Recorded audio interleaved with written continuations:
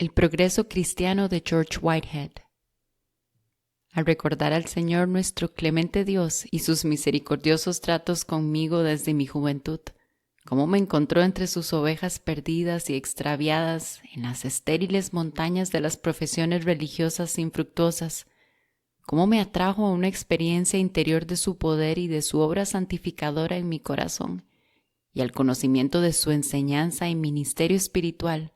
cómo me permitió ministrar gradualmente a otros a partir de mi propia experiencia, así como también sufrir pacientemente por Él en rendición de vida y libertad, siendo ayudado por su poder a través de muchas y grandes pruebas y profundos sufrimientos, y a través de muchas notables liberaciones y preservaciones, incluso desde mis años de juventud.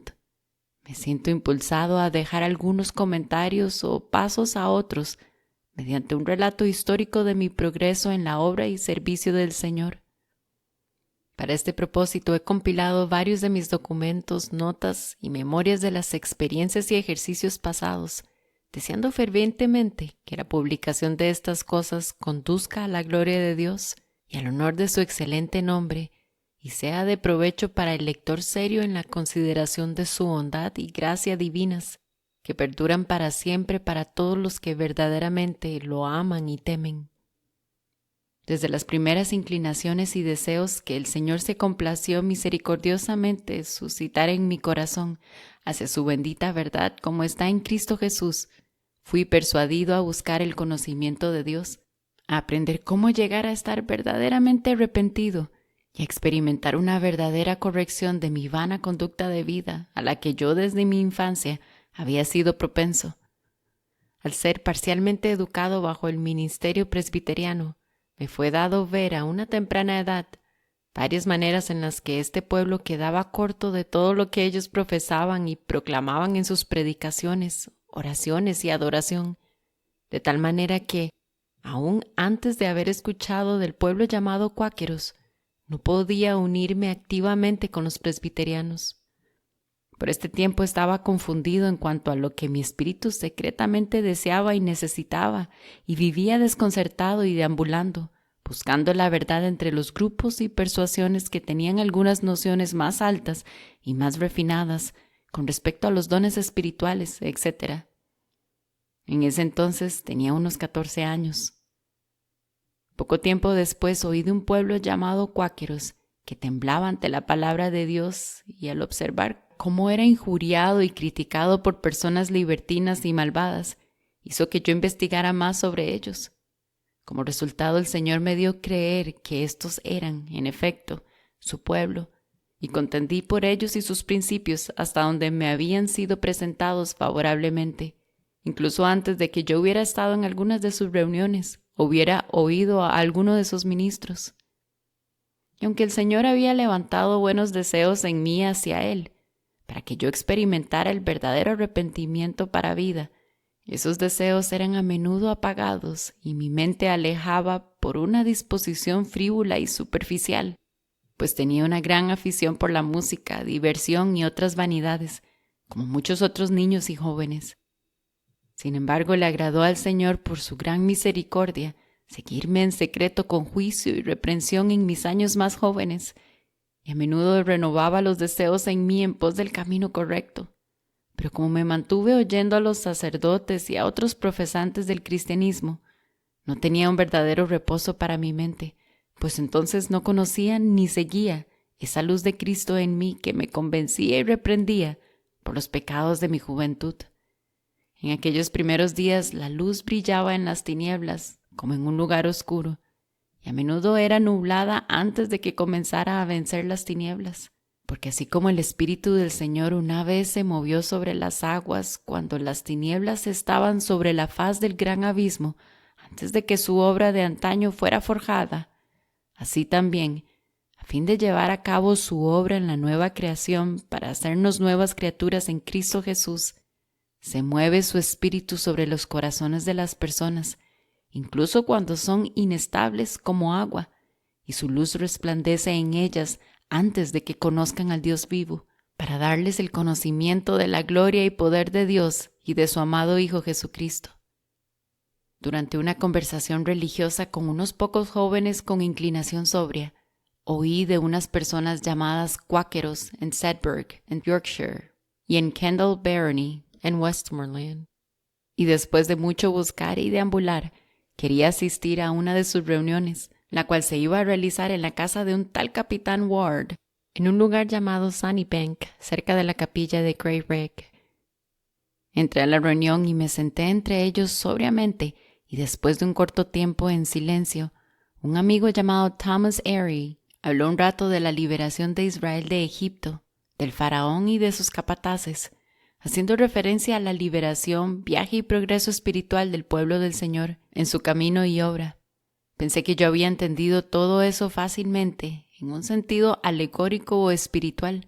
pero me parecía que una gran obra del poder del Señor estaba ocurriendo en la reunión, quebrantando los corazones de muchos con gran dolor, lloro y contrición de espíritu, y creí que era una tristeza, según Dios, por el pecado para el sincero arrepentimiento.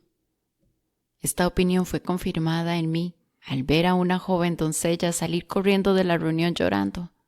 Yo la seguí con una actitud seria para observar su dolorosa condición, y la vi sentada en el suelo con su cara hacia la tierra, como si no le importara la presencia de alguien más, lamentándose amargamente y clamando: «Señor, límpiame,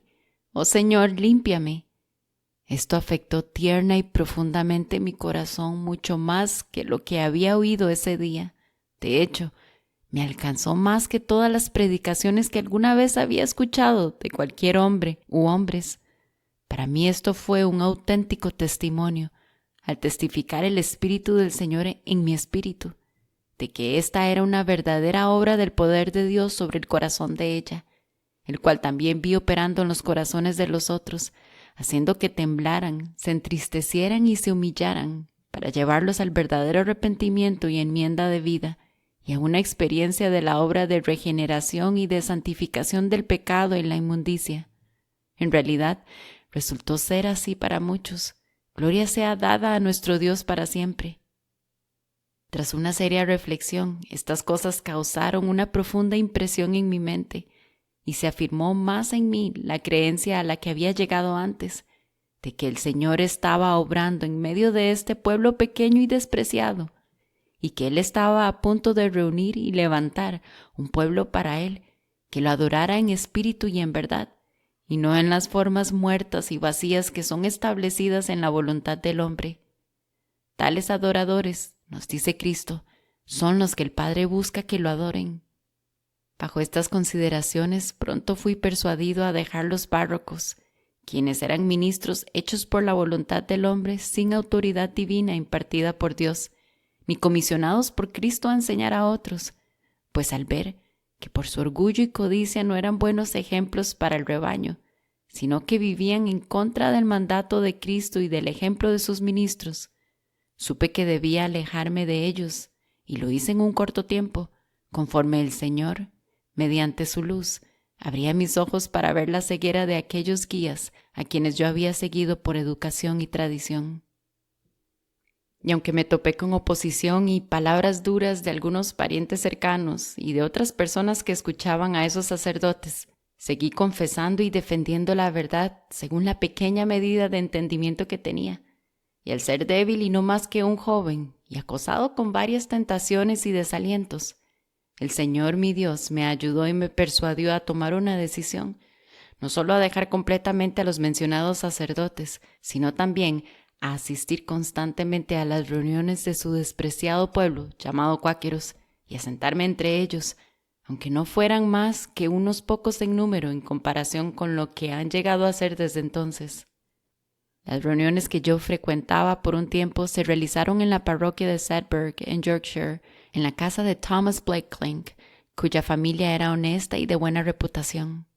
También en la casa de Richard Robinson, en Briff Flats, que era un hombre inocente y fiel, y algunas veces en Grey Reg y alrededores, cerca de Kendal, en Westmoreland, el condado donde nací. En un corto tiempo fui plenamente convencido de la verdad de los principios de los cuáqueros. Mi mente estaba vuelta hacia la luz y yo estaba persuadido y resuelto a perseverar entre los amigos, aún antes de haber oído alguna vez a nuestro querido amigo George Fox. La primera vez que lo oí ministrar fue en una reunión vespertina en Sunnybank, en la casa del capitán Henry Ward. En ese tiempo yo me mantenía muy bajo, serio y atento en mi mente, dispuesto a ver y probar por mí mismo, para mi propia satisfacción interna. En realidad vi y sentí que su testimonio era de peso y profundo, que procedía de la vida y la experiencia, que demostraba revelación divina, que tenía la intención de llevar a un sentimiento y sentido internos de la vida y poder de Cristo y a la operación santificadora de dicha vida y poder en el corazón. Su predicación no fue con presumida elocuencia u oratoria, ni con sabiduría humana, sino en la sencillez del Evangelio y con el fin de volver la mente a la luz y vida de Cristo. El Señor en verdad bendijo abundantemente su ministerio hacia muchos. Encontré gran satisfacción estando ya unido al pueblo en que en escarnio era llamado cuáqueros, y por la gracia de Dios, habiendo resuelto continuar, perseverar en su comunión y esperar en Dios y su luz, con la que Él había alumbrado mi entendimiento en una buena medida, pues tras haber recibido el amor de la verdad, 2 Tesalonicenses 2:10, fuimos conscientes de que nuestra sociedad y conversación unos con otros eran útiles, consoladoras y llevaban a nuestra edificación y consuelo. Yo amaba y me deleitaba grandemente en la libre conversación y comunión con amigos sobrios y fieles. Cuando era un niño de escuela, en la escuela gratuita en Blanco, Cumberland, me encantaba retirarme con algunos de los estudiantes sobrios y serios, aunque eran humildes y pobres en el mundo, en lugar de la compañía de niños vanos y extravagantes, que eran muy dados a jugar y a la diversión. En compañía de los primeros había mucho provecho para nuestro aprendizaje, pues nos compartíamos los resultados de nuestros estudios entre nosotros. Y esto es mucho más cierto en el sentido espiritual y superior, cuando llegamos a conocer en algún grado la bendita verdad en la luz de nuestro Señor Jesucristo. Nuestra sociedad cristiana y la comunicación de nuestras experiencias internas redundaron en nuestra mutua ayuda y edificación en el amor de la verdad, como está en Cristo, pues Él es la luz y la vida, y nuestro gran apóstol y ministro, que enseña a sus verdaderos seguidores a beneficiarse de ese amor y de esa vida que fluyen de Él. De hecho, Él es la fuente y fundamento de todas nuestras misericordias, ayudas y alientos vivos en su camino y obra, a quien únicamente sean dadas la alabanza y la gloria para siempre. Después de que decidí y establecí en mi mente y conciencia unirme en comunión con el ya mencionado pueblo y frecuentar sus asambleas, llegué a experimentar mediante la asistencia divina algunos progresos en la obra del Señor Jesucristo en mí, pues el Señor, por la luz y gracia de su Santo Espíritu, me persuadió plenamente de que sin ser convertido, así como también convencido, y de que sin ser regenerado, santificado y verdaderamente haber nacido de nuevo, no podía entrar o ser heredero de su reino. Me fue dado ver que la tristeza según Dios, que produce arrepentimiento y una verdadera enmienda de vida, debían ser forjadas por su gracia y buen espíritu en mí, y que sin santidad nadie verá al Señor. Hebreos 12:14. Ante estas y otras serias reflexiones cristianas, fui persuadido por la gracia de Dios a rendirme en obediencia para seguir a Jesucristo, para creer y obedecer la luz que Él me había dado, y diligentemente esperar en ella para recibir el poder de Él y llegar a ser un verdadero hijo de Dios. Porque a todos los que verdaderamente reciben a Cristo, el Hijo de Dios, Él les da potestad de ser hechos hijos de Dios. Juan 1:12. Vi que mi lugar era retirarme internamente hacia la luz, hacia la gracia de Dios, hacia la semilla inmortal e incorruptible, o la palabra implantada, la cual es el don divino y el principio vivo, frecuentemente testificado entre la sociedad de amigos en concordancia con las Sagradas Escrituras. Nota al pie de página. Al momento de escribir esto, la palabra principio se usaba comúnmente para referirse a la fuente u origen de cualquier cosa, aquello de lo que procede una cosa, la sustancia primordial, la causa operativa. Volviendo al texto. Y en la medida que mi mente se volvía hacia esta luz, en esa medida Veía claramente mi verdadero estado interno y externo, cuán caído estaba en un estado degenerado y cuán depravado, corrompido y alienado estaba de la vida de Cristo y de Dios. La vanidad misma de la mente y los pensamientos en los que yo había estado vagando y alejándome de la luz y vida de Cristo se convirtieron en una indecible carga y prueba. De hecho, yo anhelaba ser liberado para poder ser verdaderamente renovado en el espíritu de mi mente y en este unirme al Señor. Así fui persuadido a esperar en la luz, en el camino de tus juicios, Isaías 26:8, y a soportar y someterme a sus paternales castigos y a sus reprensiones que instruyen, creyendo que Sión será rescatada con juicio y los convertidos de ella con justicia, Isaías 1:27. Los vanos pensamientos, imaginaciones y vagabundeos de la mente se convirtieron en una fuente de sufrimiento y carga para mí, y yo buscaba fervientemente al Señor y su poder para que los suprimiera y me diera victoria sobre todos ellos, y para mantener mi mente en el Señor y poder disfrutar paz interior en Él. Yo tenía una guerra espiritual que atravesar, un cuerpo del pecado del que debía ser despojado y que debía ser destruido.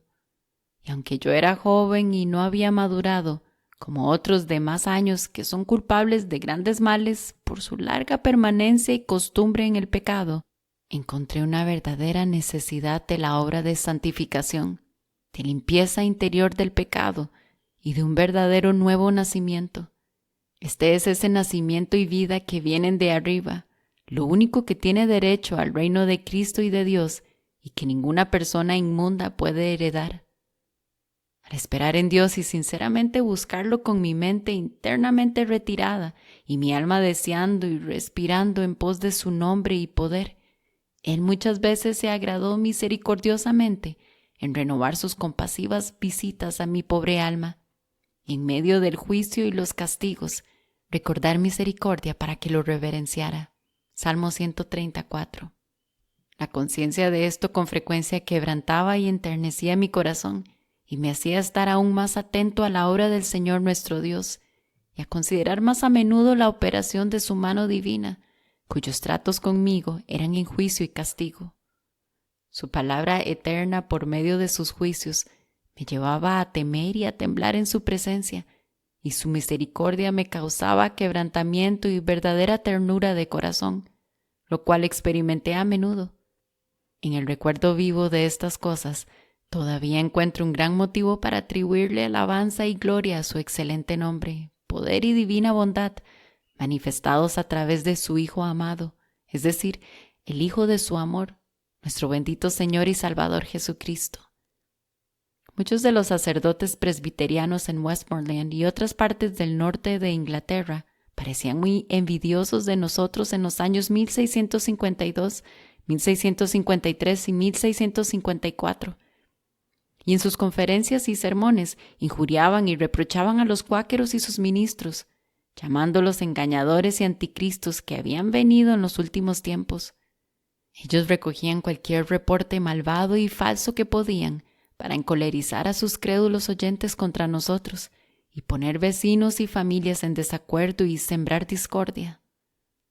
Algunos de sus oyentes, incluso de mis propios parientes, cuando regresaban de su adoración pública y de oír un sermón contra los cuáqueros, se llenaban y enfurecían con falsas y a menudo absurdas acusaciones y calumnias. Yo a veces les daba una respuesta cristiana que cuando la rechazaban, con frecuencia encontraba que mi lugar era estar en silencio y dejarlos vociferar y burlarse. Los líderes sacerdotes hacían que el pueblo errara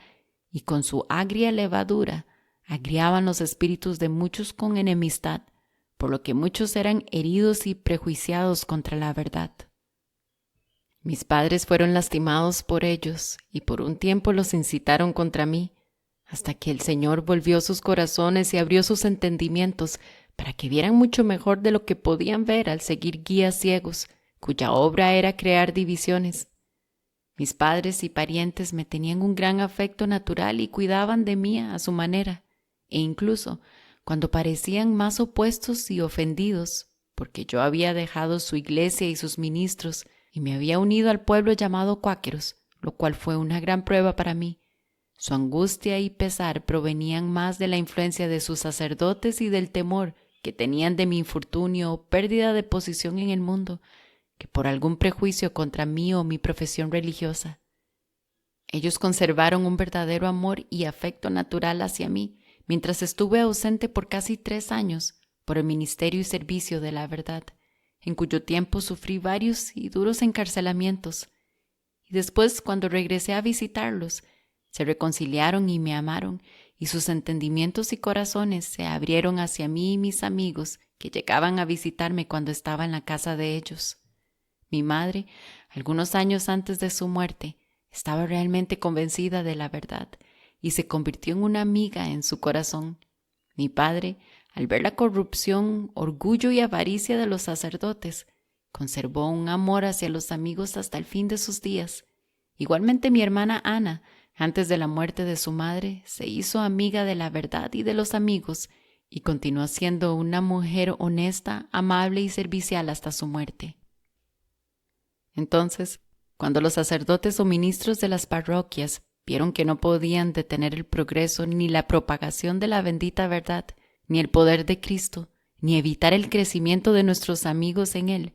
por medio de todos sus discursos, sermones y predicaciones injuriosos contra nosotros, se esforzaron por encolerizar a los magistrados, jueces y gobiernos contra el pueblo llamado cuáqueros. Debido a esto, muchos jueces y oficiales fueron instigados a perseguir y a encerrar a muchos de nuestros amigos en las cárceles de Kendall y Appleby en Westmoreland por dar testimonio contra ellos. Antes de viajar a la parte sur de Inglaterra, fui movido en el pavor y temor del Señor a dar testimonio público contra la maldad de los sacerdotes en varios de sus lugares de adoración en Westmoreland. Sin embargo, le plació al Señor en ese momento preservarme de cualquier daño o encarcelamiento, al tener una obra adicional para mí en otras partes de la nación. Las reuniones a las que yo pertenecía en Westmoreland y Yorkshire entre los años 1652 y 1654 se realizaron regularmente y a menudo eran en silencio o con la declaración de algunas pocas palabras, mientras éramos internamente ejercitados en esperar en el Señor. Después de haber estado por algún tiempo entre ellos, el Señor a veces se complacía mediante su poder y palabra de vida en enternecer y abrir mi corazón y mi entendimiento, y de vez en cuando me daba, y a algunos otros también, unas pocas palabras vivas para compartir, para el consuelo de ellos y mío, pues Él abrió nuestros corazones con gran amor los unos por los otros, el cual luego se incrementó y creció entre nosotros. Bendito sea el Señor nuestro Dios para siempre. Fue a partir de estas y otras reuniones frecuentemente en silencio que el Señor se agradó en levantar y poner de manifiesto a testigos vivos, fieles ministros y verdaderos profetas en los primeros días en Westmoreland y otras partes del norte de Inglaterra en los años 1654 y 1655. Verdaderamente se puede decir que en estos últimos días y tiempos el Señor nuestro Dios se ha complacido en visitar esta isla con el día y poder de su evangelio, en concordancia con su promesa a los gentiles y a las costas que esperarán su ley, para que su elegido, su Cristo, en quien su alma se deleita, traiga juicio a los gentiles. Isaías 42. Porque nosotros los que esperábamos en verdadero silencio en Él, y poníamos nuestra mirada en su aparición interna en el Espíritu y en la obra de su poder en nosotros, llegamos a ver y a sentir verdaderamente renovada nuestra fuerza en la fe viva, en el verdadero amor y en el celo santo por su nombre y poder, de manera tal que el Señor gradualmente nos llevó a experimentar lo que dijo en la antigüedad por medio de su santo profeta: guarden silencio ante mí costas, y renueven sus fuerzas los pueblos. Acérquense, y entonces hablen, juntos vengamos a juicio. Isaías 41:1. Este guardar silencio ante el Señor y acercarse a Él en un verdadero estado silencioso de espíritu, para primero oír lo que el Señor nos habla, antes de hablarles a otros, sea en juicio o en misericordia, fue la forma que se nos mostró para renovar nuestra fuerza y para convertirnos en sus ministros, hablándoles a otros solo lo que Él nos había hablado primero. Ojalá el pueblo tomara en cuenta esto, verdadera y seriamente, entonces no correrían en pos ni seguirían a los ministros, sacerdotes o profetas que corren cuando Dios no los ha enviado, diciendo, así dice el Señor, cuando Dios no les ha hablado. Estos son aquellos de los que el Señor ha declarado, ellos hacen errar a mi pueblo con sus mentiras y con sus lisonjas, y yo no los envié ni les mandé, y ningún provecho hicieron a este pueblo. Jeremías 23:32. Incluso antes de que yo fuera considerado un cuáquero o me hubiera unido en comunión con ellos, ya había recibido algo de entendimiento con respecto a estos ministros párrocos o sacerdotes, de que ellos no habían sido enviados por Dios ni por Cristo, y que no tenían una comisión divina ni un llamado al ministerio. Vi que ellos habían sido formados y establecidos por la voluntad del hombre, y que no predicaban su experiencia, sino lo que habían estudiado o reunido de otros, o compuesto de antemano, sin haber esperado, ni recibido revelaciones ni instrucciones directas del Espíritu de Cristo. De hecho, muchos ni siquiera creían en la influencia del Espíritu, ni en la necesidad de ayuda directa del Espíritu y poder de Jesucristo para ministrar o predicar de Él en estos días. Por el contrario, ellos han negado abiertamente estas cosas y se han opuesto a nuestro testimonio cristiano de las mismas, lo que ninguna de las verdaderas ovejas o rebaño de Cristo haría, porque ellas oyen y conocen la voz de Cristo y lo siguen, al ser Él su líder y comandante, pero no seguirán a un extraño. Su orgullo y codicia pusieron contra ellos a muchas personas bien dispuestas e hicieron que algunas los dejaran, más aún, cuando muchos de ellos mostraron su envidia y codicia al perseguir, encarcelar y oprimir enormemente al pueblo llamado cuáqueros, por concienzudamente rehusarse a pagar diezmos o no satisfacer su avaricia, pues por el escaso valor de un diezmo de cerdo o ganso han sentenciado sin piedad a muchos hombres honestos a prisión, como si valoraran el cerdo o el ganso del prójimo que codiciaban, más que la libertad o vida de su prójimo. Pero cuando los sacerdotes se convirtieron en perseguidores y opresores inflexibles, esto en gran medida se volvió su propia desventaja, desgracia y vergüenza, porque puso contra ellos a personas de tierno corazón e hizo que nuestro número aumentara. Aunque débiles en nosotros mismos, nuestras opiniones con respecto a estos ministros o párrocos acosadores llegaron a consolidarse más en nosotros, sabiendo que la religión cristiana no es una religión cruel o acosadora, sino tierna, amorosa y compasiva. También sabíamos que los verdaderos cristianos eran perseguidos, pero no perseguidores, que eran víctimas pacientes, pero no victimarios, que oraban por sus enemigos, pero no buscaban venganza contra ellos. Yo fui convencido y persuadido desde temprano de que los diezmos no debían ser requeridos ni pagados bajo la dispensación del Evangelio, y las razones principales por las que el pueblo llamado cuáqueros, por el bien de la conciencia, no puede pagar diezmos ni oblaciones en el día del Evangelio son, primero, que el ministerio de Cristo es y debe ser un ministerio de gracia, tal como Él les ordenó a sus ministros. De gracia recibisteis, dad de gracia. Mateo 10:8. O gratuitamente habéis recibido, gratuitamente dad. Segundo, porque Jesucristo, la única ofrenda, el gran apóstol y sumo sacerdote de nuestra profesión cristiana, por medio de la ofrenda y sacrificio de sí mismo, le ha puesto fin a los diezmos, a las oblaciones e ingresos de los sacerdotes, junto con todo el sacerdocio y el primer pacto, bajo los cuales estas cosas eran celebradas y mantenidas.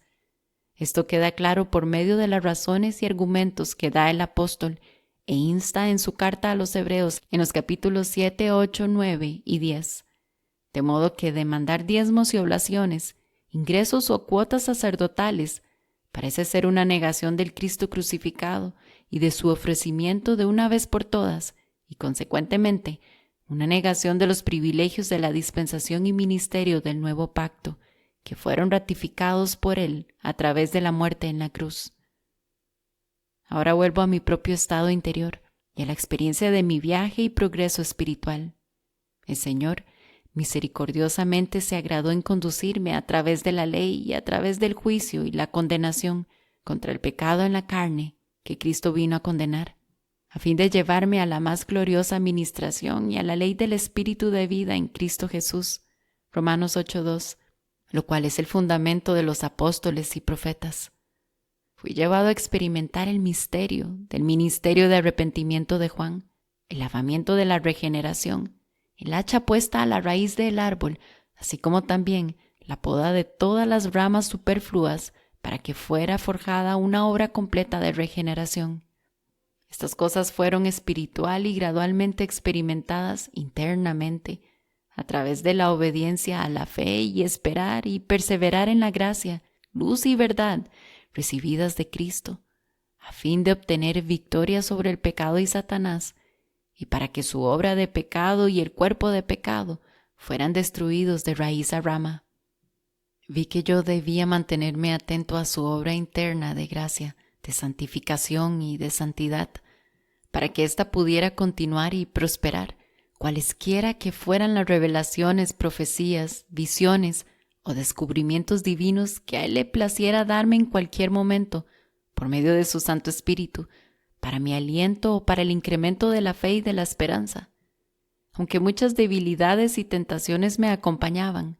su gracia era suficiente para mí, y a menudo me daba fuerza y victoria sobre el enemigo de mi alma y frustraba sus malvados designios. Cuando quería entrar como un diluvio con multitud de tentaciones y estratagemas, el Espíritu del Señor levantaba un estandarte contra él y lo repelía. Gloria sea dada a nuestro Dios y al Cordero, en quien está nuestra salvación y fortaleza por los siglos de los siglos, cuyo reino es un reino eterno y su dominio sin fin.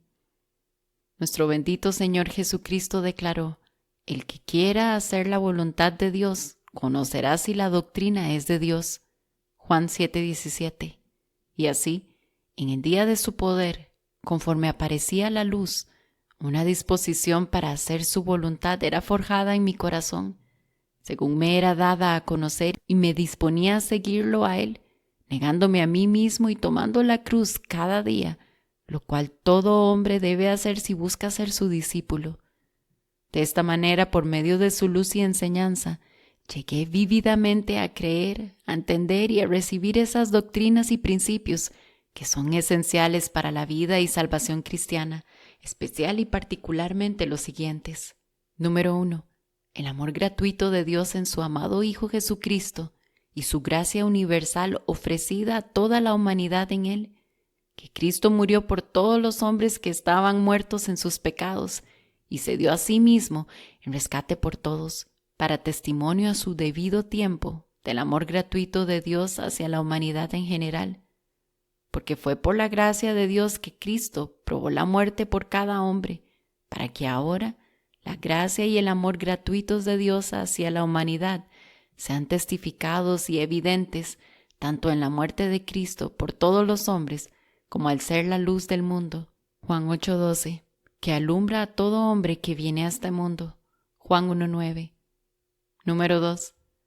La necesidad de que el hombre se arrepienta verdaderamente, crea el Evangelio y se convierta a Cristo, de manera tal que realmente lo reciba y experimente una fe viva y firme en Él, en su luz, nombre y poder, para llegar a ser hijo de Dios, porque es por medio de su poder y a través de la fe en éste que los hombres son hechos hijos de Dios, y no mediante una profesión externa o creencia tradicional, sin recibir espiritualmente a Cristo en sus corazones. Pues los hombres deben conocer su obra de fe y poder dentro de ellos, para la conversión y cambio real de sus corazones y mentes, por medio del lavamiento de la regeneración, el cual es santificación, o del único bautismo salvador del Espíritu, que nos lava de nuestros pecados y nos restaura a novedad de vida en Cristo Jesús. Número 3. Entender y experimentar la verdadera y aceptable adoración a Dios, que es en espíritu y en verdad, y no según las tradiciones o formas humanas prescritas por los hombres. Es en verdad una gran satisfacción para el alma estar retirada en mente y espíritu hacia el Espíritu Santo y verdad, es decir, hacia la palabra viva, en la que Dios puede ser efectivamente adorado, reverenciado y esperado en verdadera humildad, pues aquí Él consuela y refresca a su pueblo y hace que se levante alabanza viva. Todas estas cosas concuerdan con el testimonio de las Sagradas Escrituras y son experimentadas y entendidas por cada verdadero creyente en Cristo, quien es nuestra luz y nuestra vida. Desde mi infancia había amado la Biblia y había amado leerla, pero realmente no entendí ni experimenté las doctrinas esenciales de la salvación ni la dispensación del nuevo pacto hasta que mi mente se volvió a la luz de Cristo, la palabra viva y eterna, a la exposición de la cual imparte luz, da entendimiento a los sencillos. Salmos 119, 130. Sin embargo, confieso que fue de cierta ventaja para mí haber leído con frecuencia las Sagradas Escrituras, incluso cuando era ignorante y no entendía la grandeza y excelencia de las cosas testificadas en ellas, porque cuando el Señor abrió, en cierta medida, mis ojos a su bendita verdad, mi frecuente lectura de las Escrituras desde niño y mi familiaridad con ellas demostró ser de ayuda y ventaja en mis meditaciones secretas, cuando un sentido y consuelo vivos con respecto a las cosas contenidas en ellas me eran en algún grado dados por el Espíritu. Como resultado de eso, fui aún más inclinado a leer y a considerar con seriedad los escritos sagrados. En realidad, descubrí que todas las promesas de Dios, que son sí y amén en Cristo Jesús, son verdaderamente consoladoras cuando son aplicadas por el mismo Espíritu, pues Él no hará una aplicación equivocada de ellas. El Espíritu nunca les aplicará la paz a los impíos, ni a las personas que viven en sus pecados, ni les dirá a los injustos que son justos o rectos ante los ojos de Dios. Se dice que a través de la fe que está en Cristo Jesús, las Sagradas Escrituras hacen al hombre de Dios sabio para salvación, al ser provechosas para él, porque son útiles para enseñar, para redarguir, para corregir, para instruir en justicia, a fin de que el hombre de Dios sea perfecto, enteramente preparado para toda buena obra. Segunda de Timoteo 3, 15-16. No hay duda de que Pablo estimaba que el conocimiento que tenía Timoteo de las Sagradas Escrituras desde la niñez eran de alguna ventaja y ayuda para él, pero el beneficio de ellas es principalmente a través de la fe que es en Cristo Jesús. Al ser debidamente consideradas estas cosas, deseo que los padres cristianos no sean negligentes al hacer que sus hijos lean las Sagradas Escrituras, sino que los impulsen a aprender y a leer frecuentemente la Biblia. Esto puede ser una verdadera ventaja y provechoso para ellos cuando lleguen a tener sus entendimientos alumbrados y a conocer la verdad, como está en Cristo Jesús. De hecho, he observado que cuando los niños leen la Biblia, a veces se ven muy afectados por las cosas buenas que han leído, y estos, a partir de una creencia e impresión secretas estampadas en sus jóvenes corazones, han estado más inclinados a leer seriamente las Escrituras cuando el Señor posteriormente abra sus entendimientos por medio de la luz de su gracia dentro de ellos. Pero por lo que he declarado aquí, en elogio a las Sagradas Escrituras y a la ventaja de ellas, no quiero que se entienda que limito el don del Espíritu de Dios o su ministerio y divina gracia en los iletrados, no educados o personas de poca educación, tales como aradores, vaqueros, pastores, pescadores, etc. Porque Dios ciertamente ha dado su buen espíritu y sus dones espirituales a estos y ha prometido derramar su espíritu sobre toda carne, para que los hijos y las hijas profeticen. Joel 2:28, Hechos 2:17. Y Moisés dijo: ojalá todo el pueblo de Jehová fuese profeta, y que Jehová pusiera su espíritu sobre ellos. Números 11:29. Entre los cuales están incluidos tanto hombres como mujeres, como aprendidos y no aprendidos. Mi entrada en el Espíritu, mi comienzo en Él y mi creer en la luz de nuestro Señor Jesucristo fue para realmente entrar en el nuevo pacto y en la dispensación del Evangelio, porque Cristo fue puesto por luz y por pacto, y para hacer salvación de Dios hasta los confines de la tierra. Isaías 42:6, 49:8. Este nuevo pacto es un pacto de gracia, de misericordia y de paz con Dios en su amado Hijo Jesucristo. Es la reconciliación o acuerdo cercano con Dios y Cristo, al que el hombre debe entrar si alguna vez quiere disfrutar verdadera paz. Este pacto es donde todo el pueblo del Señor y los verdaderos cristianos lo conocen, desde el menor hasta el mayor, y en el que todos son enseñados por Dios al tener sus leyes escritas en sus corazones por su dedo divino y puestas en sus mentes por su Espíritu Santo. En este pacto el Señor borra de su pueblo todas las transgresiones anteriores y abandonadas, y no recuerda sus pecados e iniquidades en tanto continúen en este pacto eterno y en su bondad. Él es un Dios que mantiene el pacto y la misericordia para siempre, con todos los que verdaderamente le temen, y por tanto, mi clamor, la respiración de mi alma, mi esfuerzo interno y espiritual, mi vigilancia y oración han sido para este fin. Oh Señor, presérvame y guárdame en tu santo temor, en humildad y en la conciencia de tu poder, para que yo nunca me aparte de ti ni de tu pacto, ni deshonre tampoco tu verdad, ni nuestra santa profesión. Hasta ahora el Señor me ha ayudado en mi viaje y carrera espiritual hacia el premio. Le atribuyo la gloria y alabanza solo a Él, porque Él da esfuerzo al cansado y multiplica las fuerzas al que no tiene ningunas. Y muchas veces, en mi estado de debilidad, Él ha manifestado su fuerza. Mi primera creencia y persuasión cuando fui convencido de la verdad fue que todos los que son verdaderamente llamados a ser ministros del eterno evangelio y predicadores de la justicia deben ser santificados, divinamente inspirados y dados para esa obra y servicios sagrados. Deben ser cuidadosos para que su conducta sea tal que adorne el evangelio. Deben vivir buenas vidas, así como también hablar buenas palabras. Deben ser hombres que temen a Dios y rehuyen el mal, que odian la codicia y no ofenden en nada, para que el ministerio no sea censurado. Con respecto a esto, el Señor ha puesto sobre mí un cuidado piadoso, que todavía permanece sobre mí hasta este día, tanto para mí mismo como para otros, para que nuestro ministerio sea verdaderamente irreprensible y ninguna ofensa le sea atribuida. ¿De qué le sirve a alguien tener el nombre de que vive cuando está muerto? ¿De qué le valdrá? ¿O de qué les sirve a las personas ligeras, vanas, orgullosas, codiciosas o sin santificación afirmar que están en el camino santo cuando ellas mismas son totalmente impías, están contaminadas y son pecadoras? En mis años más jóvenes fui plenamente persuadido de que Jesucristo no emplearía personas malvadas o corruptas en su sagrado servicio del ministerio, ni concedería su presencia a personas como estas en su predicación, sin importar qué pretendan o profesen en su nombre.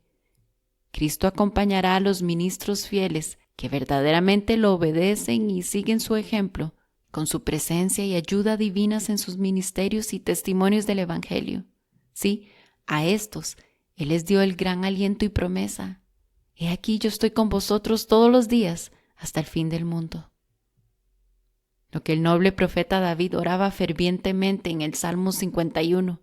realmente describe el estado y la condición de los verdaderos ministros del Evangelio, cuyo ministerio es asistido con el poder y la presencia de Dios, y de este modo hecho eficaz para la conversión de los pecadores a Él. Lávame más y más de mi maldad, y límpiame de mi pecado. Crea en mí, oh Dios, un corazón limpio, y renueva un espíritu recto dentro de mí. No me eches de delante de ti, no quites de mí tu Santo Espíritu. Vuélveme el gozo de tu salvación y espíritu noble me sustente. Entonces enseñaré a los transgresores tus caminos y los pecadores se convertirán a ti.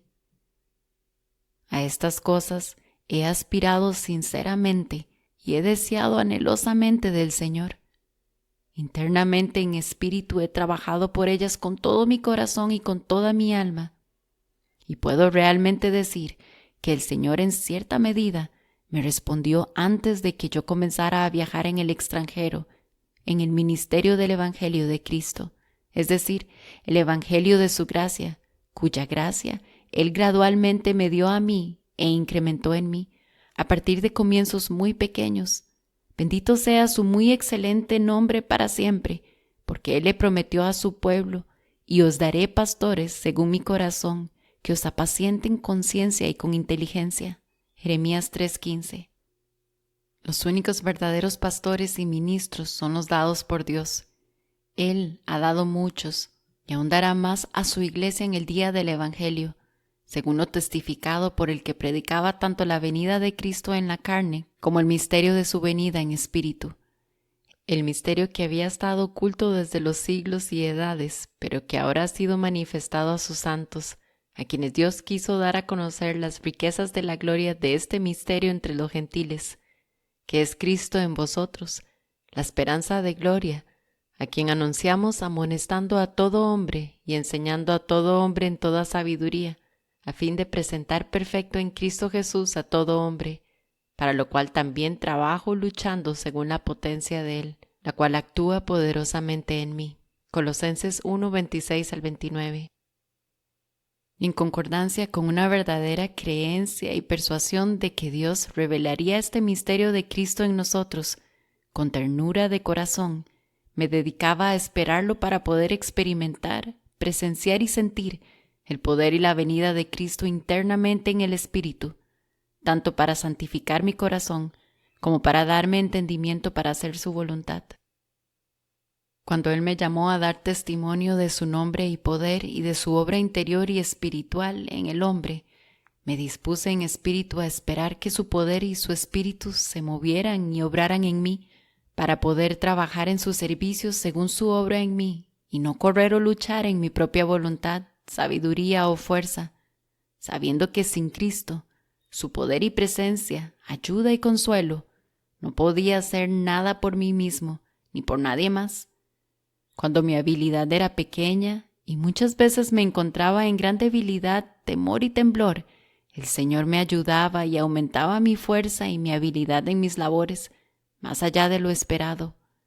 Pero aún desde mis primeros viajes, siempre reposó sobre mí el cuidado de solo ministrar de acuerdo a la habilidad y don que mi Padre Celestial me había dado, y así mantenerme dentro del rango de mi propio don y habilidad. Por tanto, cuando el Espíritu del Señor se revelaba y se movía en unas pocas palabras, yo no me atrevía a excederlo, y cuando había acabado, me sentaba en silencio, muchas veces esperando en el Señor y secretamente respirando hacia Él en silencio. Surgía el manantial de vida y revelaba un consejo fresco para el refrescamiento y consolación de mi propia alma y la de otros. Mi alma a menudo ha sido llevada muy bajo, y el Señor me ha ayudado y ha renovado mi fuerza para perseverar en su servicio. Así me di cuenta de cuánto más bajo estoy y cuánto más temo al Señor, aunque débil y sencillo, más manifiesta Él su poder a través mío y bendice mis esfuerzos y servicio. Que aquel que es digno para siempre reciba la alabanza de todos. Después de muchos benditos y consoladores temporadas y tiempos de refrigerio provenientes de la presencia de nuestro Padre Celestial, los cuales disfrutamos en nuestras reuniones en la parte norte, y después de haber descargado mi conciencia en el testimonio de la verdad, tanto en palabra como en conducta cristiana hacia mis padres y familiares, una pesada preocupación vino sobre mí después de la cosecha en el año 1654, de dejar la casa de mi padre y el condado de Westmoreland y viajar al sur. Yo di a conocer mi expectativa a algunos amigos y mi querido amigo Edward Edwards, que entonces era joven y vivía en la casa de Gervais Benson, cerca de Cotley Craig, que aún no había sido llamado al ministerio. Se ofreció a viajar conmigo y a hacerme compañía. Ambos decidimos viajar a pie y caminamos juntos unas 60 millas hacia York, donde nos quedamos 2 o 3 días y asistimos a la reunión de amigos el primer día, en la cual, aunque pequeña, el Señor me dio unas pocas palabras para vívidamente declarar entre ellos. De ahí viajamos hacia el sur, en Yorkshire, y nos encontramos con nuestro amado amigo y hermano en Cristo, George Fox, en la casa del capitán de Bradford, donde asistimos a una reunión con él por la noche. Después viajamos a East Holderness, a la casa de Joseph Store, donde nos encontramos otra vez con George Fox y varios otros amigos, y fuimos consolados juntos. Viajamos un poco más por esa región y asistimos a algunas otras reuniones con George Fox, quien entonces tenía el servicio público puesto completamente sobre él, para el fortalecimiento y establecimiento de los amigos en la luz y en la verdad. Antes de dejar ese condado tenía sobre mí unos testimonios para dar en 2 casas del campanario, pero no me topé con ningún trato duro, excepto haber sido arrastrado fuera del lugar de reunión. Pero el Señor me sostuvo en fe y esperanza para el servicio que Él tenía para mí más al sur. Mi honesto y querido amigo Edward Edwards y yo nos separamos en Holderness, y entonces Thomas Relison, quien había viajado con George Fox, se fue conmigo a Hull, desde donde cruzamos el río Humber en un bote a unas 4 millas de Lincolnshire. En el bote tuvimos una compañía grosera, abusiva y borracha, quienes nos amenazaron y nos insultaron, pero el Señor nos guardó de ser dañados por ellos. Al día siguiente, que era el primer día, vino sobre mí la carga de ir y dar testimonio de la verdad en 2 casas del campanario, uno en la montaña y el otro en la tarde. No sufrí daño ni violencia, excepto ser jalado o empujado fuera de la reunión, pero Thomas Relison, que estaba en la reunión de la tarde, fue maltratado y golpeado, y luego seguido al campo por un montón de tipos. Yo estaba dolido de que fuera tan malvadamente tratado. Al día siguiente, él y yo nos separamos y yo viajé hacia Lincoln, asistiendo a una reunión en el camino, en la que el Señor abrió mi boca con un testimonio vivo. Me quedé en Lincoln una noche, estando presionado en mi espíritu a viajar hacia Cambridge y Norwich, aunque tenía que viajar solo y todavía a pie. Fui a Cambridge desde Lincoln en menos de 3 días, a pesar de que mis pies estaban bastante ásperos y ampollados, aún antes de salir de Yorkshire. Sin embargo, se curaron mientras viajaba, incluso antes de llegar a Norwich, y fui preservado en buena salud todo el tiempo, lo cual agradecidamente estimo como una gran misericordia de Dios, siendo que entonces no tenía 18 años. En Cambridge fui recibido amablemente por el concejal Blakeling y su esposa, y por los pocos amigos de ahí. James Purnell se reunió conmigo antes de que yo me fuera, y nos consolamos juntos. Después de 2 o 3 días de estancia, yo seguía presionado en mi espíritu por Norwich. De Cambridge, Thomas Lightfoot viajó conmigo hacia Norwich y llegamos a unas 3 millas de Thetford en Norfolk la primera noche, con el clima húmedo y lluvioso. Resultó difícil conseguir alojamiento por nuestro dinero en la pequeña villa donde estábamos, pues la gente era muy huraña y tímida con nosotros. Sin embargo, encontramos una casa donde vendían cerveza y los convencimos de que nos acomodaran por una noche, pero la habitación en la que nos alojamos era fría y decrépita, y la ventana estaba tan destrozada que la nieve caía sobre nosotros. Al día siguiente viajamos a Windham, que está a casi 6 millas de Norwich, donde Robert Constable y su esposa nos recibieron amablemente. Ambos habían sido convencidos de la verdad un poco antes, por el testimonio de nuestro querido amigo Richard Haberthorne, que entonces estaba prisionero en el castillo de Norwich por dar testimonio público de la verdad en la casa del campanario de Windham.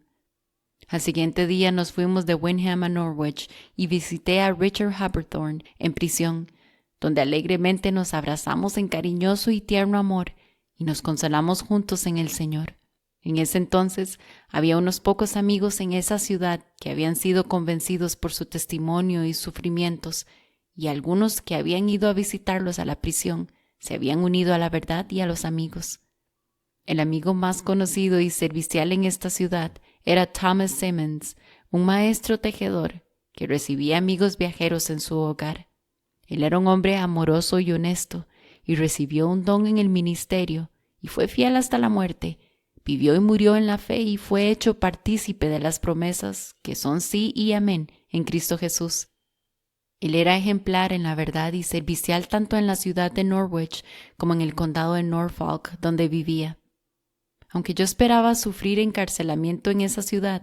el Señor ordenó que yo tuviera libertad por algunas semanas para tener varias reuniones en la casa de Thomas Simmons en Norwich y en la casa de Robert Harvey en Windham, que era un guantero y un hombre honesto e inocente, que había recibido la verdad en el amor de ella.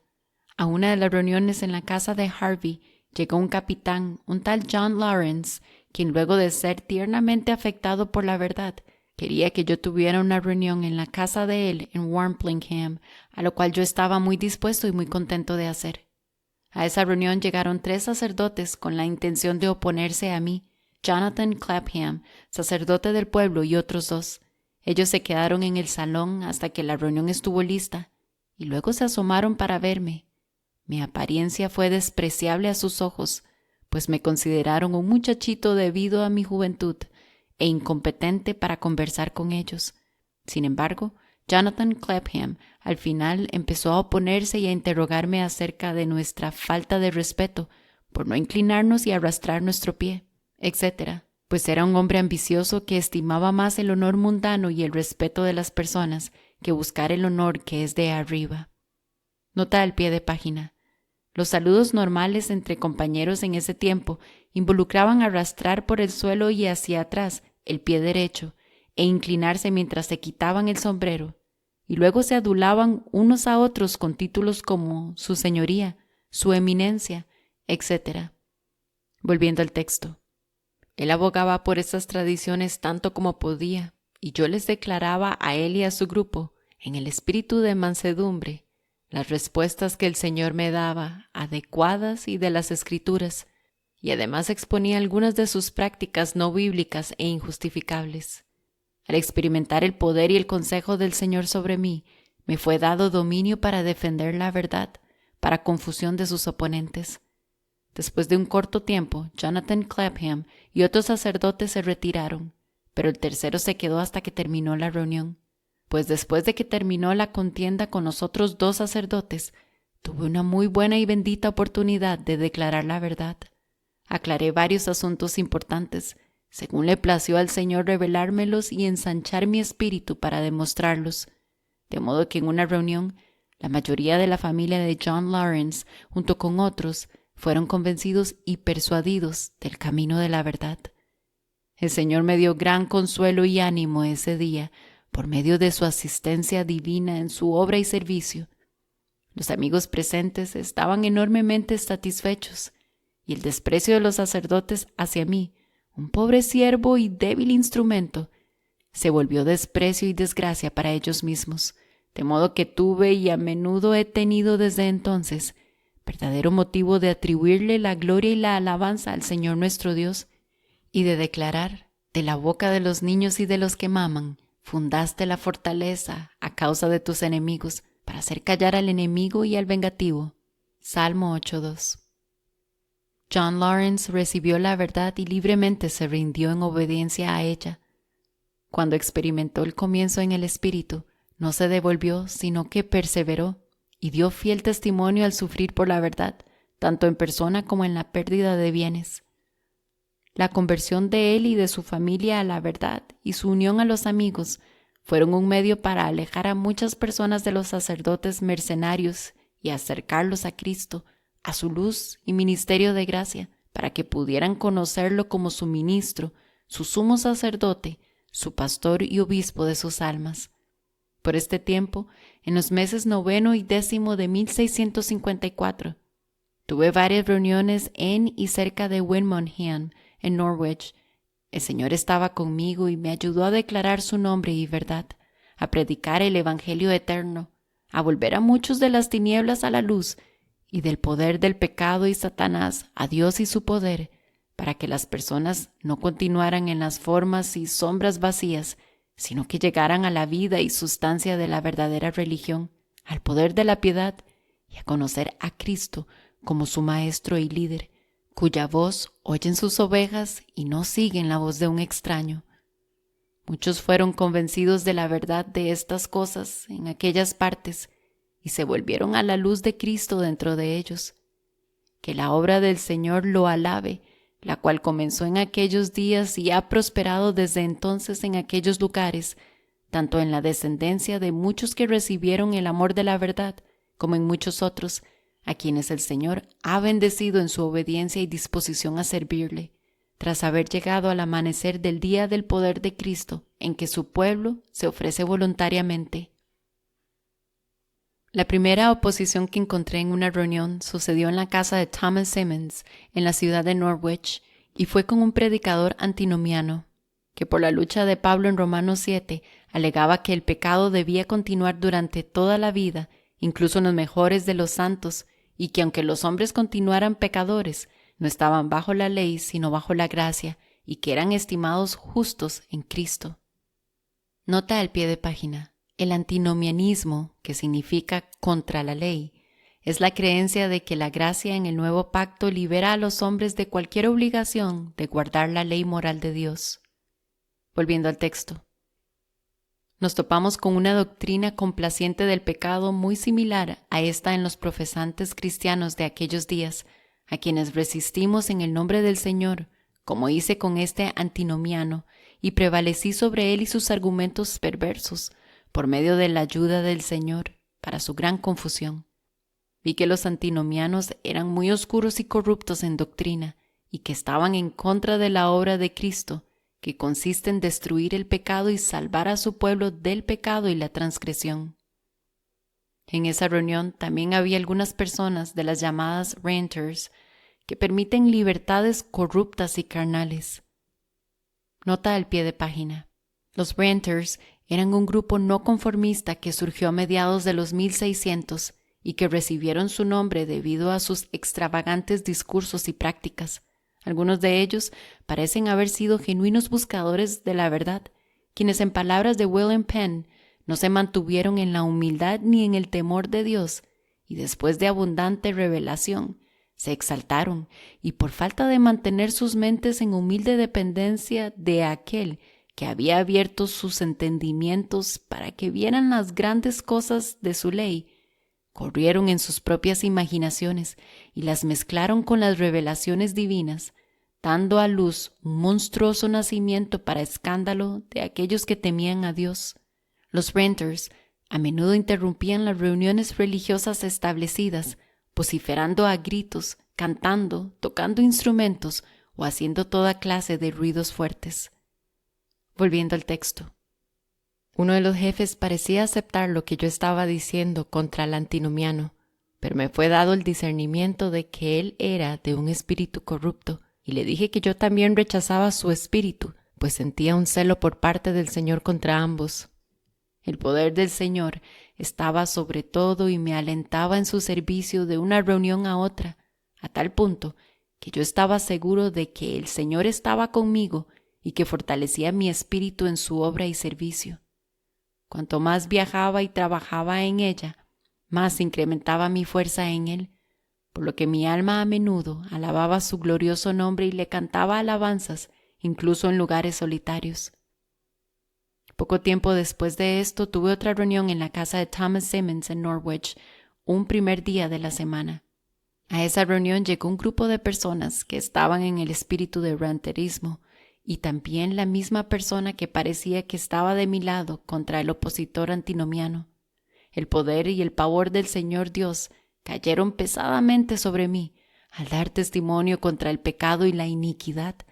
tanto contra la raíz como la rama, contra los deseos de la carne, los deseos de los ojos, la vanagloria de la vida y el amor al mundo. La poderosa palabra del Señor atravesó la reunión y derribó tan maravillosamente los espíritus de aquellos renters y otros espíritus libertinos, que después se acercaron a mí como hombres muy heridos, derrotados en sus conceptos altivos y fluctuantes, y cuestionándose su salvación, la que antes habían considerado como una montaña que no podía ser movida. Sí, ahora tenían dudas y temores, y estaban llenos de preguntas, como el carcelero del que se habla en Hechos, que cayó temblando y les dijo a Pablo y a Silas: «Señores, ¿qué debo hacer para ser salvo?». En compasión por sus pobres almas, los exhorté fervientemente a soportar el juicio del Señor y su indignación, pues ellos habían pecado extremadamente contra Él, para que pudieran encontrar misericordia de Él a través de la verdadera humillación y arrepentimiento, además de otros consejos y advertencias necesarios, según lo que me mostraba el Señor mediante su luz, que era lo más adecuado para la condición de ellos. Yo no estaba familiarizado con este tipo de personas antes de las reuniones en Norwich. La mayoría de ellos fueron convencidos de la verdad y varios se reformaron en sus vidas y conducta, aunque algunos volvieron a su corrupta libertad carnal por descuido y falta de vigilancia, pues no se mantuvieron en el temor de Dios. De hecho, hemos visto en nuestro día que donde quiera que la herida mortal en la bestia, Apocalipsis 13:3, o en la naturaleza bestial, ha sido sanada en aquellos que no han avanzado a través de la muerte de la carne, ni pacientemente esperado ver el juicio llevado a cabo en victoria, se han extraviado y han convertido la gracia de Dios en libertinaje a fin de abrazar el mundo. Así han vendido la verdad y a sí mismos, es decir, han vendido sus propias almas por sus iniquidades, tal como Isaías había testificado. He aquí que por vuestras maldades sois vendidos. Isaías 51. Nota del editor. George Whitehead era uno de varios jóvenes mensajeros del Evangelio sin educación que el Señor envió en ese tiempo de la parte norte y rural de Inglaterra a la más poblada del sur, a fin de llamar a una nación altiva al arrepentimiento y volverla de sus profesiones muertas y formales a la vida y luz de Jesucristo. George Fox, James Purnell, Richard Hubberton, que ya han sido mencionados, junto con Edward Burrough, James Naylor, William Dewsbury, John Burnet y muchos otros, aunque jóvenes en cuanto a edad y de apariencia un poco impresionante, descendieron a Londres, Bristol, Oxford, Reading y otras grandes ciudades, revestidos de esa humildad, sabiduría y autoridad que solo se obtiene en la escuela del Espíritu de Cristo. Isaac Pennington vivía entonces en Londres y era un diligente buscador del reino de Dios, aunque aún no estaba en comunión con la sociedad de amigos. Puede que al lector le interese la descripción que hace Isaac Pennington de estos jóvenes campesinos cuando llegaron por primera vez del norte con las buenas noticias de un cristianismo espiritual y sustancial. Considere ahora la insignificancia de las vasijas que el Señor escogió llenar de su tesoro y por medio de las cuales comenzó a derramar esta dispensación de vida. Ellos eran en su mayor parte humildes en cuanto a lo externo, jóvenes campesinos carentes de entendimiento profundo o expresión fácil. Donde quiera que fueran, su apariencia era fácilmente despreciada por la sabiduría del hombre y solo podía ser reconocida en el poder de esa vida en la que fueron enviados. Cuán ridícula fue su manera de aparecer y era su manera de actuar ante el ojo del hombre. Cuán pobres y triviales eran las circunstancias, hábitos, gestos y cosas sobre las que parecía que ponían gran peso y hacían un asunto de gran importancia. Cuán poco familiarizados parecía que estaban de los misterios y profundidades de la religión. No obstante, su predicación principal era el arrepentimiento, sobre una luz interior, sobre volverse a ella y la proclama de que el grande y terrible día del Señor estaba cerca.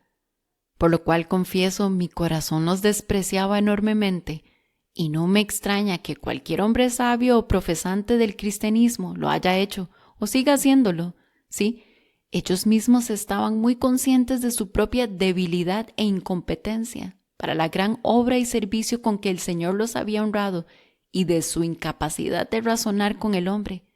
Por tanto, en el temor y vigilancia de sus espíritus, se apegaban a su testimonio y a los movimientos del poder de Dios, al no buscar responder o satisfacer la parte racional del hombre,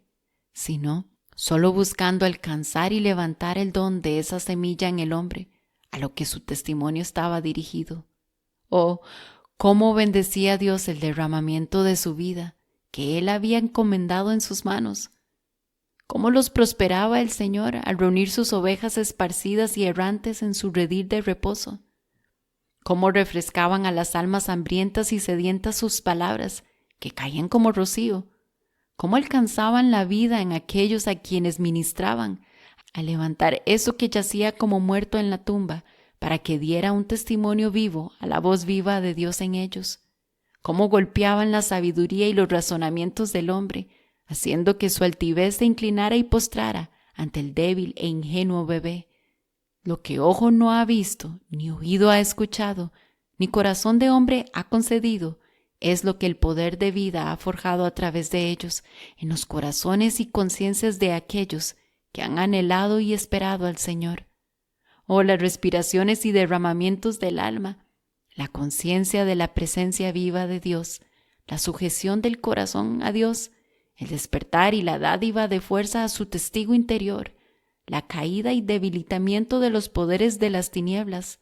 el claro resplandor de la luz de vida en el corazón y el dulce correr de sus arroyos puros en las almas avivadas, ha sido con frecuencia experimentado y confirmado por la poderosa aparición de Dios en el ministerio de ellos. De hecho, cuando he considerado estas y otras cosas similares en mi corazón y los he observado de cerca en mi interacción con ellos,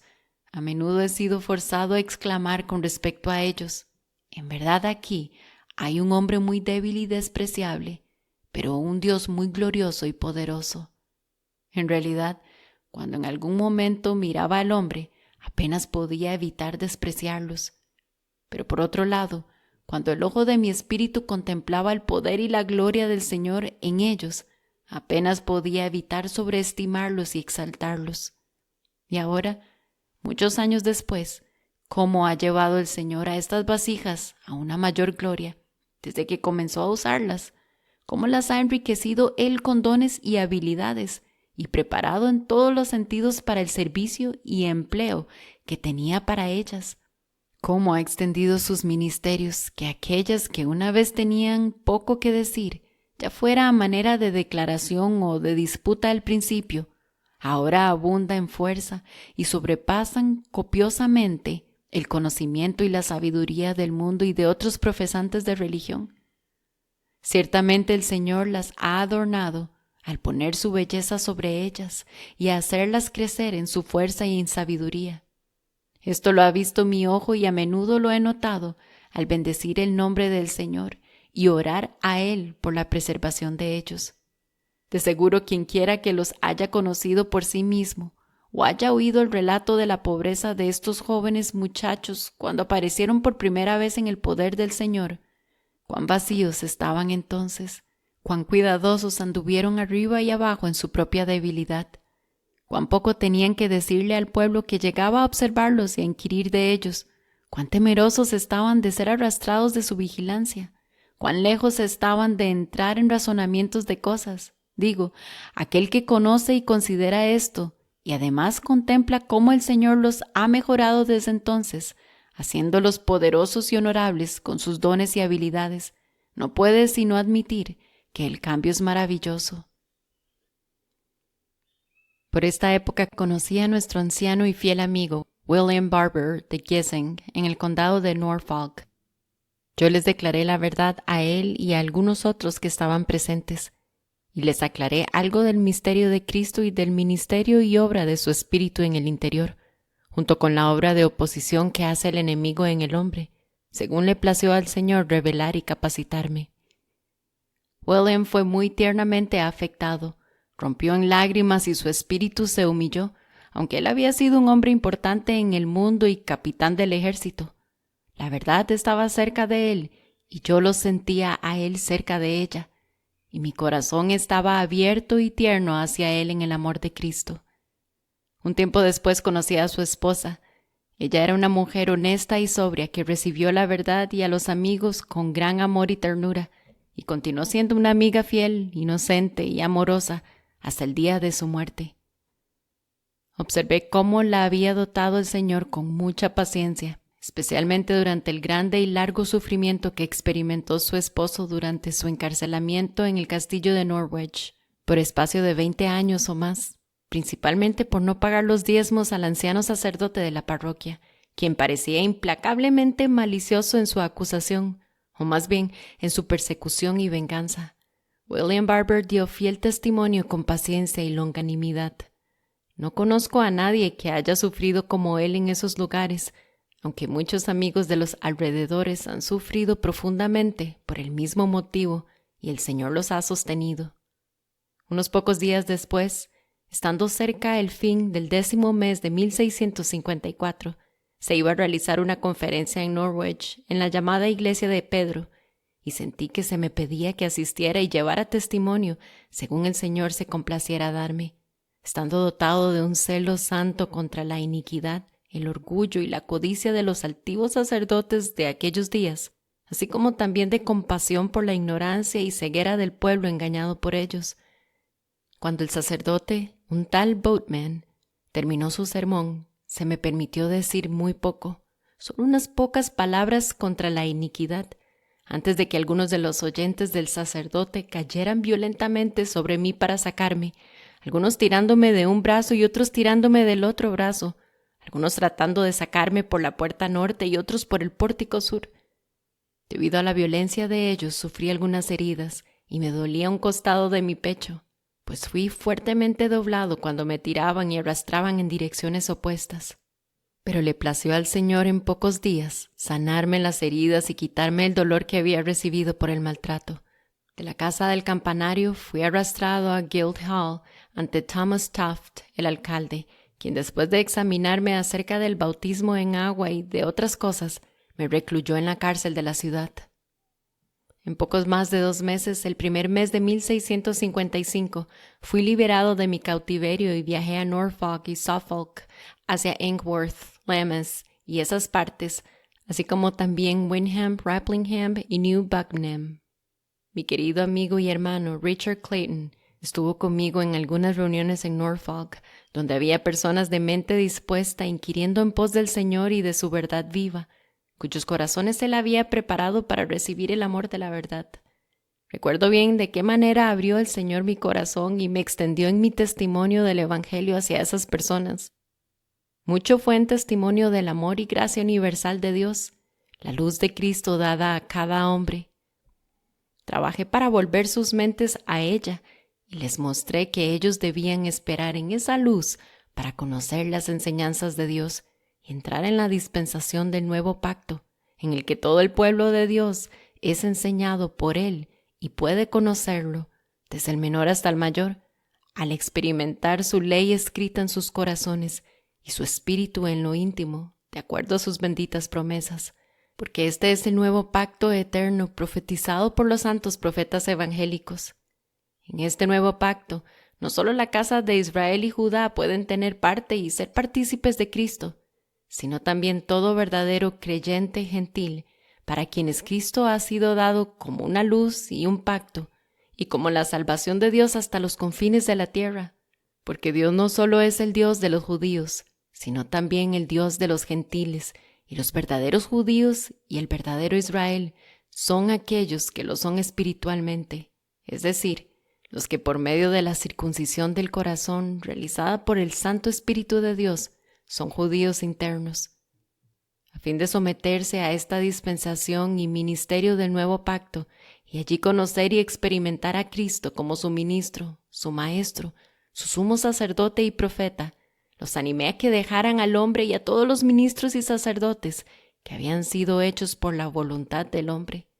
También a alejarse de los ministros asalariados que predicaban por lucro inmundo y ganancia deshonesta, que habían hecho un negocio de las sagradas escrituras y les habían añadido sus propias imaginaciones, significados y conceptos, al no tener revelación divina, ni haber recibido una comisión para predicar,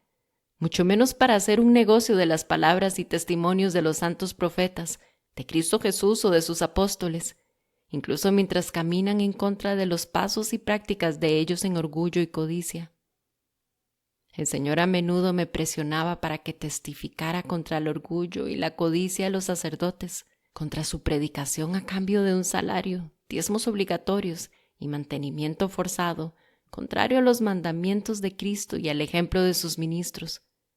Por esta causa, los líderes religiosos estaban llenos de envidia contra nosotros y en sus púlpitos exclamaban y hacían mucho ruido para encolerizar al pueblo y a los magistrados contra los llamados cuáqueros, llegando incluso a severas persecuciones y encarcelamientos. Sin embargo, sigue siendo un asunto memorable para mí que por la predicación viva de la luz, de nuevo pacto, de la palabra cerca de las personas en sus corazones, sí, del Evangelio de la gracia y del amor de Dios en Cristo hacia la humanidad, muchos fueran real y efectivamente convencidos y persuadidos de la bendita y eterna verdad, como está en Cristo Jesús, en los condados de Norfolk, Suffolk y Essex, donde el Señor me guió a viajar primero y me ayudó y prosperó en su servicio. Bendito y alabado sea su nombre para siempre. Cerca de la primavera del mismo año de 1655, John Lawrence fue convocado a una reunión en la iglesia parroquial en Norwich, donde los líderes tenían la intención de excomulgarlo. Yo fui con él y encontramos una gran concurrencia de hombres y mujeres, junto con su pastor y ancianos. Ellos repitieron sus acusaciones contra él, a saber, que él había abandonado su comunión, hospedado a extraños o personas peligrosas, y sostenía doctrinas peligrosas. Entonces John Lawrence dio las razones que lo llevaron a dejar su comunión, respondiendo que el apóstol Pablo había exhortado a todos a volverse de los hombres que tendrán apariencia de piedad, pero negarán el poder de ella, quienes eran amadores de sí mismos, avaros, vanagloriosos, soberbios, 2 Timoteo 3, 2-5, etc. Después de esto, en el temor y pavor del Señor, me puse de pie para decir unas pocas palabras entre ellos, pero rápidamente me derribaron y me sostuvieron por la fuerza en el banco en que estábamos. Algunos de sus miembros me arrastraron enérgicamente y me empujaron hacia afuera de la casa del campanario, y me expusieron a una turba violenta que estaba lista para poner sus manos sobre mí. Ellos me empujaron y me arrastraron por las calles y el mercado de la ciudad, y algunas veces me tiraron sobre las piedras, por lo que estaba lesionado y herido. Me siguieron, me rodearon y me empujaron rugiendo y gritando hasta que llegué cerca de la puerta de la ciudad llamada Puerta de Giles, a un lado de un pequeño pastizal. En la parte alta del pastizal vi una gran casa, donde habitaba la señora Hubbard, según entendí después. Cuando vi la casa me encontré en un gran dilema en mi mente, teniendo la turba a mi alrededor.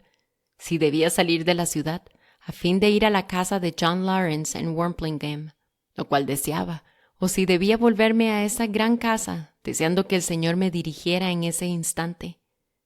Pensé que si salía de la ciudad por el camino hacia Wormplingham, estaría en peligro de perder mi vida en el camino, o en un campo, por causa de la violenta y tumultuosa compañía que me rodeaba, y mi muerte sería menos notada. Pero si iba a perder mi vida, pensé que sería mejor perderla donde pudiera dar mi testimonio dentro de la ciudad de Norwich y donde había comenzado la persecución, en lugar de ser asesinado en secreto por una turba fuera de la ciudad o en un campo, pues estaba rendido a sufrir cualquier violencia que el Señor les permitiera hacerme. Tras reflexionarlo, me volví inmediatamente hacia la casa de la señora Hubbard, escoltado por la furiosa compañía que continuaba a mi alrededor. Por causa del ruido y de los gritos, el capellán de la señora, el doctor Collins y la mayoría de la familia rápidamente salieron a ver qué sucedía y por qué tanta gente se había acercado a la casa de ellos. Cuando vieron que yo era la persona asediada y perseguida, el capellán, entendiendo que yo era un cuáquero, comenzó a hablar conmigo con respecto al espíritu que tenían los apóstoles de Cristo y me preguntó si yo tenía el mismo espíritu. Yo admití que participaba del mismo espíritu en mi medida y que, sin embargo, no igualaría mi grado de alcance al de ellos. El capellán replicó que si yo tenía ese espíritu, ¿por qué no lo probaba con una señal, un milagro o hablando en lenguas, como habían hecho los apóstoles? Yo le respondí con las palabras de Pablo sobre este tema, hablándole de la diversidad de dones dados por el único y mismo Espíritu. Le dije que no todos los que tenían el Espíritu de Cristo tenían los mismos dones, como hablar en lenguas y hacer milagros, porque a uno le es dado palabra de sabiduría, a otro palabra de conocimiento, a otro fe, a otro hacer milagros, a otro profecía, a otro diferentes tipos de lenguas, a otro interpretación de lenguas, pero todo por el mismo Espíritu, el Espíritu y poder de Cristo. Y que era evidente que esos dones de lenguas y milagros no eran algo común en todos los que tenían el Espíritu de Cristo en la primera iglesia, sino algo particular en algunos, como lo indican estas palabras de Pablo. ¿Son todos apóstoles? ¿Son todos profetas? ¿Todos maestros? ¿Hacen todos milagros? ¿Tienen todos dones de sanidad? ¿Hablan todos lenguas? ¿Interpretan todos? 1 Corintios 12, 29 al 30. Y de hecho, que esto mostraba que no todos los ministros y miembros de la iglesia estaban igualmente dotados en todos estos aspectos, aunque todos tenían el único y mismo espíritu de quien provenían estos dones. Cuando el capellán se dio cuenta de cuán revoltoso y rudo había sido el grupo contra mí, me preguntó por qué yo no los callaba o reprimía, si realmente tenía el mismo espíritu o poder que habían tenido los apóstoles. Yo le respondí que el propio apóstol Pablo deseaba que la iglesia de Tesalónica orara por él para que el Señor lo librara de las manos de hombres irracionales, porque no todos tenían fe, y que él algunas veces había estado en manos de hombres irracionales y en disturbios, pero que el Señor lo había librado de sus manos. Mientras hablábamos, mis perseguidores estaban en silencio, formando un círculo alrededor de nosotros y oyéndonos hablar de los temas antes relatados. La conversación duró poco, supongo que una media hora. Entretanto, un soldado u oficial subió con su espada a un costado, y al darse cuenta que yo era la persona perseguida y hostigada por la turba, se acercó y me dijo que él me acompañaría y me protegería hasta mi alojamiento. Luego, poniendo su mano sobre su espada, le ordenó a la multitud que se hiciera a un lado y abriera paso. Así fui tranquilamente rescatado, y él me acompañó a la casa de mi querido amigo Thomas Simmons en la ciudad. Vi que había sido el Señor quien había puesto en mi mente acercarme a la casa de la señora Hubbard cuando estaba en peligro por la turba, y también quien había movido la mente de un extraño para que me rescatara de las manos de hombres irracionales que me habían rodeado y maltratado con violencia. Muchas veces he estado agradecido con Dios por su misericordiosa providencia en esa liberación. El soldado que tuvo tal cuidado para rescatarme después se convirtió en un amigo y entró en sociedad con el pueblo llamado Cuáqueros, donde el Señor le mostró misericordia. Su nombre era Robert Turner de Lynn, en Norfolk. Yo no supe que él era el hombre que me había rescatado hasta 25 años después, cuando yo estaba otra vez prisionero en el castillo de Norwich, con muchos amigos más, en el año 1680. En aquellos días las prisiones y cárceles se convirtieron en santuarios y en lugares de refugio para nosotros, de la furia de la revoltosa multitud, aunque también nos topamos con malos y duros tratos en esos lugares de confinamiento severo, muchas veces entre criminales muy conocidos, pero aunque yo sufrí duro trato, tanto por los tumultos como por los encarcelamientos, el Señor me ayudó y me sostuvo por medio de su poder y bondad divinos, de modo que no me cansé de su servicio, ni mi espíritu se debilitó en el sufrimiento. El agradecido recuerdo de su bondad y el sentido vivo de su amor por mi alma en aquellos días todavía viven y permanecen sobre mi espíritu. Alabado sea nuestro Dios por los siglos de los siglos.